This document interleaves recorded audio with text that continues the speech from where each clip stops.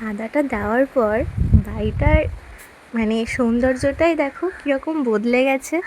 দেখতে কিন্তু ভালো লাগছে, বিশেষ করে সন্ধ্যাবেলা যখন লাইট জ্বলছে না এখানে, একবারে সেই সাদা ধপধপ করছে সবগুলো। তো এইদিকে গোটাটাই মোটামুটি কমপ্লিট হয়ে গেছে। এখানে দেখো সব কিছু এখন ফাঁকা করা হচ্ছে, যেহেতু কালকে এগুলো সব কমপ্লিট হয়ে যাবে আশা করি। তো যার জন্য এখন একটু অ্যাডজাস্ট করে থাকতে হচ্ছে। মায়েরও অবস্থা খারাপ, মা কথা বলতে সেরকম পারবে না, কারণ মা একটা দাঁত তুলিয়েছে, যার জন্য হয়তো এই ভিডিওতেও মাকে দেখাতে পারিনি গো। তো বলবো ডিটেলসে নেক্সট ভিডিওতে। নাকি মা একটু ঘুরিয়ে দাও মুখটা। মা কথা বলতেও পারবে না, কিছু না। মা এখন দুধ গরম করছে। রান্না হয়ে গেছে মা?